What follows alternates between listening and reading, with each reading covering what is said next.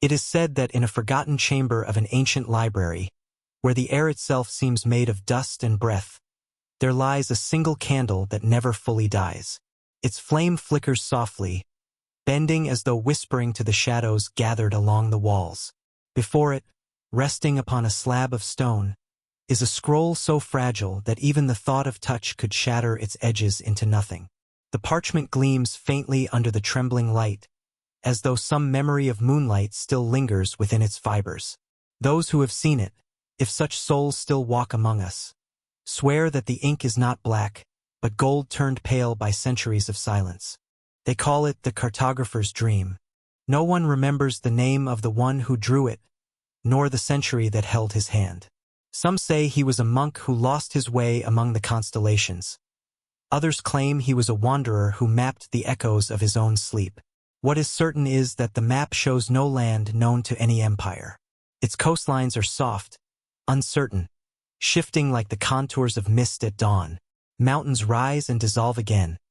Rivers twist into spirals, and oceans shimmer as if alive. When studied too long, the lines seem to move, not in motion, but in quiet breathing, like something remembering itself. It is whispered that this map was not drawn to chart the earth, but to reveal the hidden landscape of time. Beneath its strange geography lies a pattern, an alignment of places and stars that repeats every 1,000 years. The cartographer, they say, traced this rhythm as though following the pulse of the universe itself. He worked by candlelight and silence, drawing each curve with reverence, as if every mark were a prayer. Some believe the map leads to a place that never existed in the waking world, a realm between the tides of dream and the hush of the afterlife. A few old texts hint that the cartographer fell asleep as he worked, and that his dreams continued the map for him. Each night, the parchment would change. New islands appeared where none had been, coastlines curved inward like sighs, and mountains took on shapes of sleeping giants. By morning, he could only follow what the dream had begun. And so the question remains, did he map the world, or did the world begin to follow his map? Beneath the golden ink, there are faint inscriptions, marks too delicate to belong to any language we know. Some appear as constellations, some as circles filled with breath-like symbols. Monks who once studied it under moonlight spoke of hearing a soft hum, as though the parchment remembered the hands that made it. They described the sensation of standing at the edge of something vast, a threshold between knowing and surrender. When the empire that guarded the library fell to ruin, the map vanished from sight. Centuries later, travelers found the chamber sealed by stone, untouched by wind or decay. Inside, the candle still burned, its flame undiminished, its wax unmelted. The scroll lay beneath it, unchanged, though no one dared to open it. They say that when the flame flickers, the faintest sound can be heard, a sound like a page turning itself, or perhaps the sigh of a dream refusing to end. Perhaps the map was never meant to lead anywhere. Perhaps it was a reflection of the mind that drew it, or a message from a world parallel to our own, one that breathes beside us, unseen, like a shadow waiting for recognition. And so, the cartographer sleeps on, somewhere beyond the compass and the horizon. His creation remains, a fragile bridge between what is remembered and what is imagined. When the candle dims, the lines begin to fade, returning to the silence from which they came.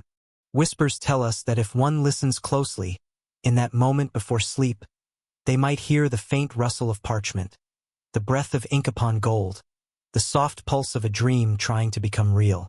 And as the last light trembles against the dark, the map folds upon itself, leading into nowhere and everywhere at once. It is said a sailor's chest was lifted from the ocean as dawn unstitched the last veil of night, its brass corners salted by time, its lock surrendered to rust. Inside lay a compass resting on a bed of sea-bleached cloth. Its glass was clouded like a tired eye, and beneath it the needle circled without ever deciding, a quiet spiral turning and turning under moon-marked metal. Some believed it broken. Others whispered that it had remembered too much of the world to choose only one way. Whispers tell us this instrument once guided a ship toward a coastline no chart had dared draw, where the stars shifted places as if breathing, and maps were only prayers. Beneath the silence of that unending circle, a story unfolds. A captain, gentle in his bearing and marked by salt and patience, read the sky like scripture. He knew constellations by the hush of their spaces, steering by the dark between lights as much as by the lights themselves. When the compass was placed in his hands, it spun like a slow chant. The crew watched in reverent unease. Still, the captain ordered the sails loosed. The ocean received them without judgment. Nights came like velvet lit from within. The keel spoke in murmurs. Sea and sky braided into one breathing curve.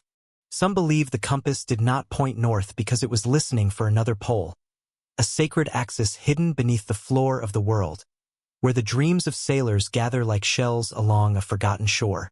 Marks etched in its case. Tiny spirals, a moon, a star pierced by a line, hinted that its maker measured not distance but longing. Beneath the silence, the crew began to sense a pattern. The needle quickened when their voices softened. It calmed when the men fell to prayer. The instrument seemed tuned to the breath, to the weight of thought, to the tones of grief and wonder that rise unbidden in open water. The sea answered with signs. A flock of dark birds appeared at twilight, wheeling in a figure 8 around the mast. A current warm as a hand drew them toward a bank of cloud shaped like a sleeping mountain. On the third night, phosphorescence spiraled behind the rudder, a pale script upon the oceanic page. The captain traced it with his gaze as if reading a letter from an ancestor. He ordered the lanterns dimmed and spoke to the crew in a low voice, the way one speaks to a friend who dreams aloud. He told them there are maps that are listened to rather than read. He told them some journeys are not answers but questions with tides. Marked by the moon, the needles turning slowed only when silence deepened. The crew learned to keep watch without words. They learned to steer by a listening that reached past their ears into the hollow where fear and wonder touch.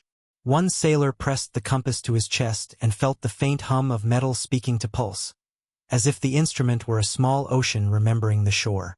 Where memory fades, the horizon grew clearer, not nearer, only more true. Days later, no one knew how many. They saw a luminous line in the night where sea and sky traded names. The captain did not order landfall. He simply lowered the sails until the ship floated like a leaf upon a breathing world. Some swore they heard bells beneath the water. Others, a choir low as thunder. Others, nothing at all, only a peace that held them like a cradle. The needle grew still for the span of a single breath, then resumed its slow, sacred circle. At dawn, the cloud mountain dissolved. The birds were gone. The current lost its warmth. The captain placed the compass back into its bed of cloth and closed the lid as if tucking in a child. Perhaps it was never meant to be found, he murmured, and no one asked what it was, the place, the answer, or the soft hand of the world. When the chest was later recovered, the compass still turned. Perhaps it had simply learned the oldest direction, the one pointing inward, where oceans hum and stars remember our names. Some voices only echo when we are ready to listen. And so the circle continues, a quiet prayer in brass, guiding no one and everyone, toward nowhere and everywhere at once. In forgotten corners of the earth, the desert keeps its own counsel. It holds what it loves by covering it with light and silence. It is said that a caravan once lost its way and found a breath of cool air rising from the throat of the dunes. There, beneath a crescent of wind-carved sand, a stone lintel waited like a lid lifted an inch. Torches breathed awake. A passage slid downward, steps worn smooth by feet whose names had evaporated into sun. The air smelled of limestone and sleep. At the bottom lay a hall, star-marked with dust, where glass tablets leaned against the walls and a long table waited as if the readers had stepped out to greet the dawn and never returned. Whispers tell us the library belonged to a people who believed that knowledge should be quiet enough to hear the heart. They made books of glass so that light could pass through their words and soften them. Each tablet bore a veiled script, neither carved nor painted, but suspended inside the pane like breath captured in winter. Beneath the silence, if you held one to your ear, there was the faintest hum, as though the tablet had remembered the voices that spoke it into being. Some swore they saw constellations stitched through the letters, a celestial margin drifting across the text. Scholars later tried to name the place, to place it on maps with lines that do not move. The desert refused. It lifted its veil of sand, then let it fall again in a different shape. Stories say the library housed a collection of maps not of lands but of listening. Charts of wind across the mouth of a jar, of prayer across the curve of the tongue, of moonlight across the face of a sleeping child. Others say the tablets recorded the way ruins dream of their former shape, the way a shattered bowl still holds the idea of water. A scroll of woven fiber rested apart from the glass, marked by a small emblem, a spiral with a tiny star sleeping at its center. Some believe it was a key. When lifted into the torchlight, the spiral seemed to turn. Not quickly, no, only with the patience of centuries, the way a seed turns toward a buried sun. As the spiral turned, tiny motes of dust rose from the stone, shimmering like a constellation finding itself again. The caravan travelers lowered their voices without being told. Even thirst became a softer ache. They read without reading. The tablets offered not sentences but images felt behind the eyes. A city speaking to the sea, a gate between seasons, a stone that listened, a bridge of footsteps over fog. Perhaps all libraries are mirrors, and this one simply returned to its visitors whatever sacred shape slept within them. Perhaps the people who built it knew that knowledge is a tide, that to grasp too hard is to lose the shell's music. When the torches dwindled, the travelers replaced each tablet exactly as it had leaned. They brushed their fingers across the table as though thanking a hostess they could not see. Upstairs, the dunes had already changed their posture. Wind moved like a long, slow prayer. The stone lintel disappeared beneath a yawn of sand. Where memory fades, the desert stitched its pages closed. Those who returned to life above did not speak loudly of what they found. Some carried a small shard of polished glass as a charm. Some began to write shorter letters with more space between words, as if to let the light in. It is said that when they closed their eyes at night, they could still feel the library breathing beneath them, holding its hoard of quiet, guarding a wisdom made of transparency and shadow. Perhaps it was never meant to be excavated, only acknowledged, a presence underfoot, a coolness in the throat of heat. Beneath the silence the library remains, glass humming softly in the dark, waiting for the hour when sand forgets itself and opens like a palm. Marked by the moon, along a coast now drawn in broken lines, there once stood a harbor whose people learned to lean their ears to water. It is said they carved their houses from coral lifted carefully, so that the reef might grow again, and they taught their children the alphabet of waves, each crest a syllable, each lull a vow. At dusk the city glowed with lamps the color of pearl. At dawn, the streets tasted of salt and prayer. Arches opened toward the tide like mouths about to sing. Whispers tell us their temples had no bells. Instead, a narrow channel ran beneath the altar, and the sea itself spoke the hour. Low for morning, hollow for noon, tender for night. Fishermen tied their nets according to the moon's pale breath, and mothers laid infants to sleep with the same rhythm. The city's laws were written in shells, spiral and fan, laid into the floor of the council hall. To read them, one walked barefoot and listened with the skin. When strangers arrived with instruments that measured wind and wealth, the people smiled as one smiles to guests caught in a sudden rain. They offered tea steeped with sea herbs and let the visitors speak. The strangers asked where the city's god was kept. The elders placed a hand over the heart and then gestured toward the bay. The god was not kept. The god arrived and withdrew on its own time, bearing gifts no ledger could hold. A whisper reminding you you were small, a hush reminding you you were held. Stories say the sea warned them. The pitch of its voice sank a little winter after winter. The horizon began to wear a heavier line. Some claim the elders convened a last council in the tide room and opened the floor to the ocean, letting it wash across their feet as they listened. They heard a long note of departure, full of sorrow and clarity. The city prepared not for defense but for ceremony. They burned no torches. They set tables under the open sky. On the night the water rose, the people carried their records to the shore. Strings of shells, chords knotted in careful sequences, tablets of salt-smoothed clay. They sang nothing. They simply breathed together, a choir of tides. The first alleys filled, then the squares, then the temples, all without panic, as if fulfilling an old promise. Parents lifted children onto rooftops garlanded in kelp.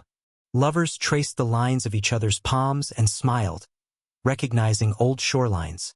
Beneath the silence, as the city sank, the water gathered its voices. Coral domes hummed, pillars trembled like reeds in wind, torches guttered, then glowed beneath the surface in a strange, fish-bright way. Lanterns drifted like moons coming unhooked. Some believe the city did not drown.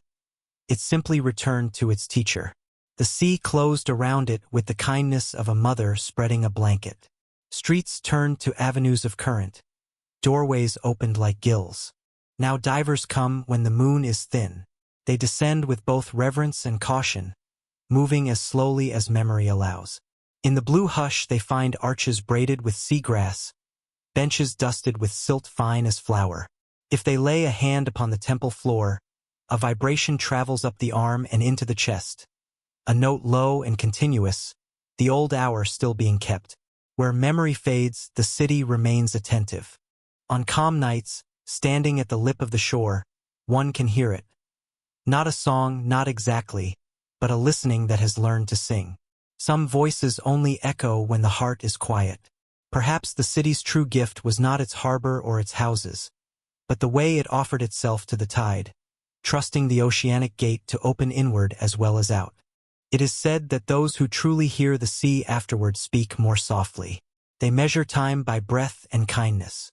They leave room in their sentences for water to pass. And when they dream, steps sound on coral and the moon walks at their side, leading them home along a street that glows beneath the waves.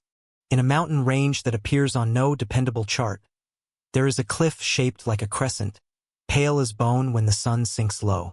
It is said a monastery was built in its hollow, a sanctuary carved into the moon's own curve. The approach is quiet work, a path with patient switchbacks, a stairway chipped from stone by hands that loved silence. Bells do not hang there. Instead, bowls of polished rock are set along ledges, and when the wind travels through at dusk, each bowl sings a note. Together they make a chord you can feel in the ribs. Whispers tell us the monks practiced a cartography of breath. They did not draw the stars. They listened to the space between them. In a hall open to the night, they sat shoulder to shoulder and chanted syllables so simple they hardly counted as words. Open vowels shaped like caves, consonants soft as moss. The sound rose and thinned until it became something nearly invisible, a veil drifting from mouth to sky. Marked by the moon, they believed the heavens to be a sleeping animal. If gentled with song, it would dream kindly of the earth. Visitors came rarely, and when they did, the monks welcomed them without questions. Food was bread sweetened with dried fruit, water was snow-melted in copper bowls. A traveler might be led to a chamber whose ceiling bore a delicate scatter of crushed mica, a firmament that took fire softly under lamplight. The monks would set a small stone in the visitor's palm and ask them to breathe upon it.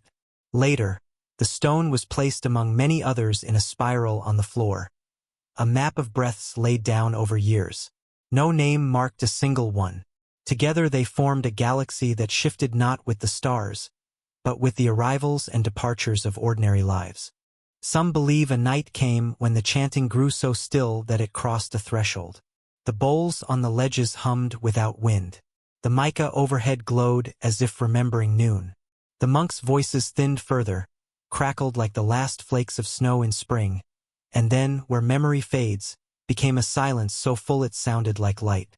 In the morning a shepherd found robes folded on the benches, each with a stone resting atop it, warm to the touch as though newly held. No one could say what became of the chanters. Some claim they stepped through a gate of listening, a door that opens only when you are unmade enough to pass.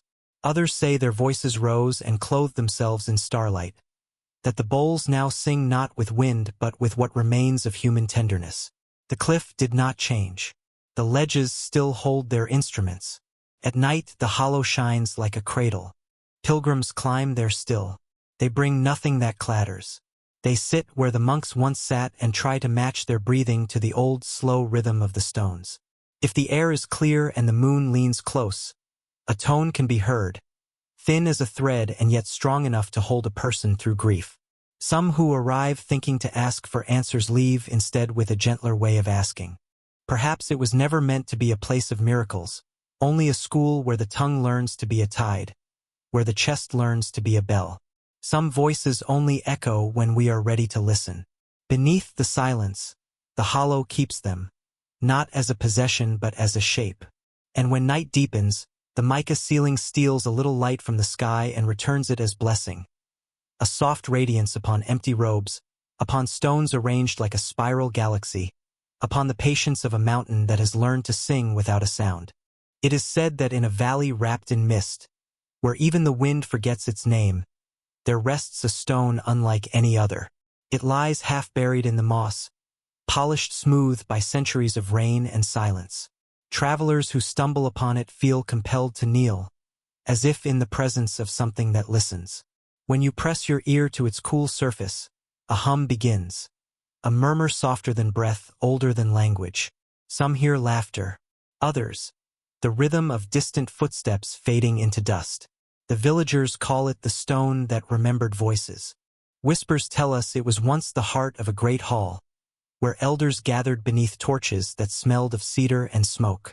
Each night, they spoke to the stone, offering the weight of their words so the earth might carry them forward. Births, oaths, grief, and forgiveness. Every sound was taken in, pressed like a fossil into its surface. When the hall crumbled and the people vanished, the stone remained, heavy with memory, patient as the moon. Scholars who later studied it brought delicate instruments and theories of vibration, but their voices faltered in the hush that followed. For the stone did not echo when they spoke of science. It only stirred when they spoke of love or loss or the ache of something unnamed. Some believe it responds not to sound, but to sincerity, the tone the soul makes when it trembles toward truth. At dusk, when mist drapes over the valley, the stone glows faintly, a warmth beneath the moss. Shepherds resting nearby say the air thickens, filled with whispers, languages they do not know, yet understand. It is as if the valley itself breathes again for a moment, reciting the forgotten prayers of humankind. Then, as darkness deepens, the murmurs fade, leaving behind a silence so full it feels alive. Perhaps the stone was never meant to speak back. Perhaps its purpose is only to remember, to hold what we cannot, to preserve the fragile echo of being. And when the last traveler has gone, the valley returns to stillness, its keeper waiting beneath the mist, listening as time exhales. At the edge of a ruined citadel, where ivy climbs the bones of walls, there stands an archway that refuses to fall. No doors, no hinges, only air framed in stone and carved with symbols the rain cannot erase. Those who pass near it feel a coolness sweep through them, like the breath of a different season. It is said that at certain hours, the instant before dusk, or the heartbeat between winter and spring, the gate awakens. Whispers tell us it was built not to guard, but to balance. The ancients who raised it believed that time was a river too easily disturbed by noise. The gate was their quiet correction, a place where the world could realign itself, where summer's last sigh met autumn's first whisper. Monks once came here barefoot, carrying small bowls of clear water. They poured it through the arch so it fell like rain on the other side, then waited for silence to answer back. Some who stepped beneath it returned altered. They spoke of seeing two suns, one rising, one setting, held in the same sky. They described fields of frost and flowers blooming side by side. Others returned older than they had been, though only a night had passed. And a few never returned at all, lost perhaps to a corridor of stillness where seasons dream of each other. Now the gate stands alone, its carvings half swallowed by moss. The air there is always slightly brighter, always shifting. Birds refuse to perch upon it, and when the wind passes through, it sounds almost like a sigh. Travelers sometimes linger, feeling their thoughts slow, their heartbeat find a rhythm beyond the clock. Perhaps the gate no longer opens, or perhaps it opens only inward, through memory, through longing. Some say that if you stand before it at twilight and close your eyes, you will hear your past self calling softly from the other side. But do not answer too soon. The gate remembers balance, not haste. It waits for the moment when you are neither arriving nor leaving, only pausing perfectly between seasons. In a valley veiled by fog and reeds, a silver river winds endlessly, calm as a sleeping breath. It runs through villages that no longer have names, through forests where the leaves no longer speak. Yet no one has ever found where it begins. They call it the river that forgot its source. It is said that once, long ago, this river sprang from a sacred spring guarded by a single watcher, a figure cloaked in silence who knew the language of water. But when the stars changed their courses, the watcher disappeared, and the spring sealed itself beneath the roots of the world. The river, left without memory, continued to flow. Villagers still draw from it, whispering small thanks before drinking. Those who follow its path upstream speak of strange things. Trees growing in spirals, stones marked with faint circles that shimmer under moonlight. The deeper one goes, the quieter the world becomes. Birds do not sing there.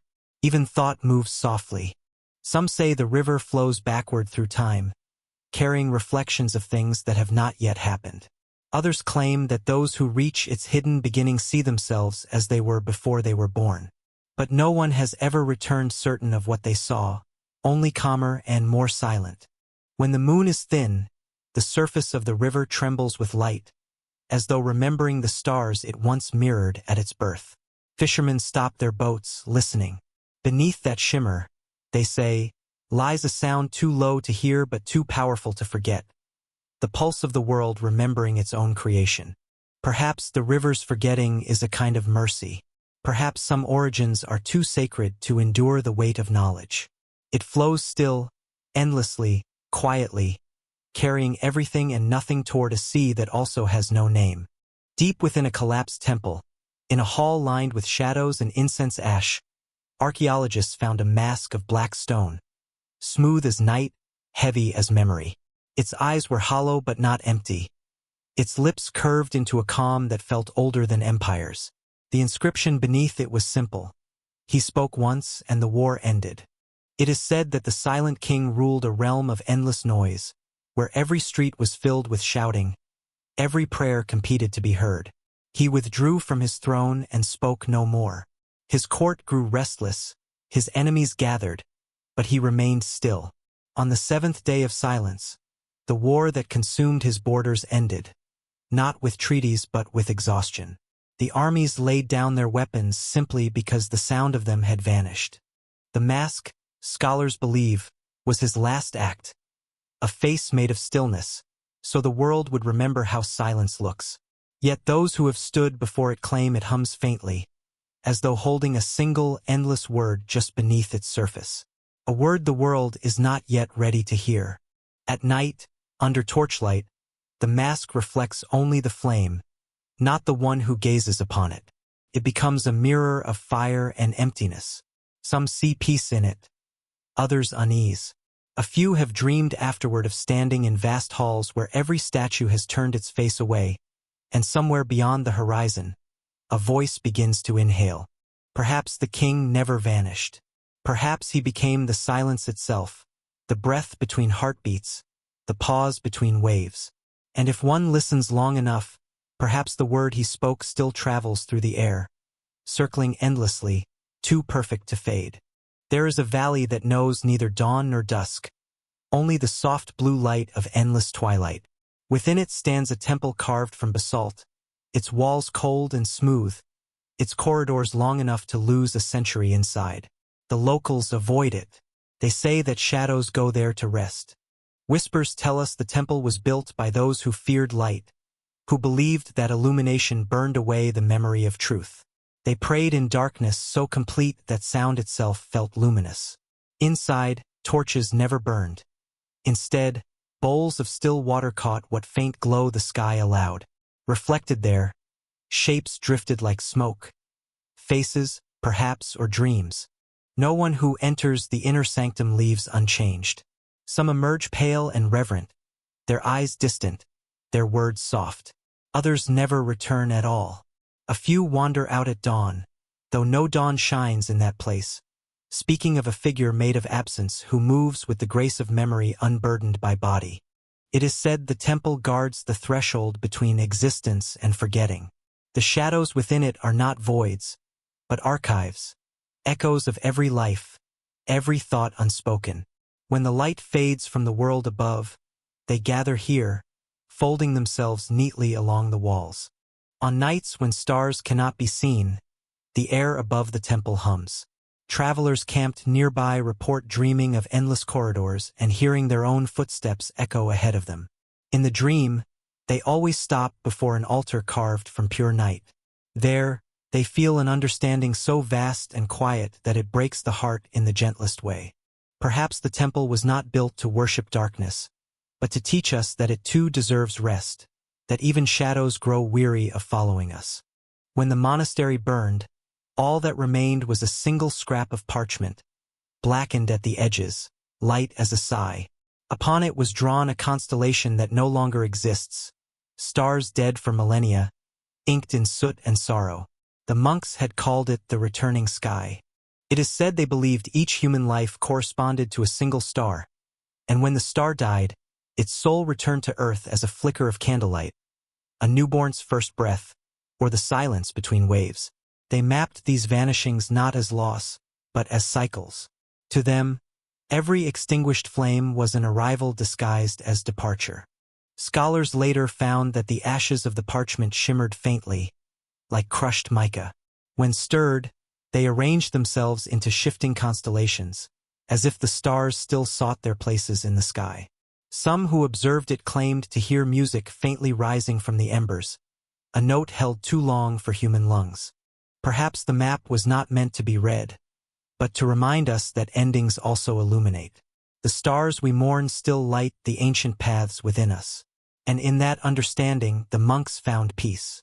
Their library may have burned, but their sky endures, invisible, infinite, waiting for night to fall once more. High above a canyon of mist, where the air tastes of rain and stone, an ancient bridge stretches toward nothing. Its stones are weathered but unbroken, its span disappearing into fog. They say it was once a crossing between the living and the remembered. Those who dare to walk it hear faint sounds beneath their feet, not the echo of their own steps, but others lighter, slower, echoing backward. The air there feels thick, like breath shared between worlds. It is said that long ago, mourners walked this bridge carrying lanterns made of glass so thin the flame inside could whisper. They crossed halfway, spoke the names of their ancestors into the mist, and turned back, leaving the bridge glowing with 100 small lights. By morning, all were gone, absorbed into cloud. Now only the wind walks there. But sometimes, when the moon is veiled, the bridge hums, a low vibration that trembles through the canyon like memory remembering itself. Those who hear it wake with tears and no reason. Perhaps the bridge never led anywhere. Perhaps it was a promise made by grief, to build a path long enough for love to keep walking. Some voices only echo when we are ready to listen, and some bridges only appear when longing outweighs the earth. If one day you find yourself dreaming of mist and stone, do not be afraid to take the first step. The bridge will hold you, the air will know your name, and somewhere in the hush between heartbeats, footsteps will answer from the other side.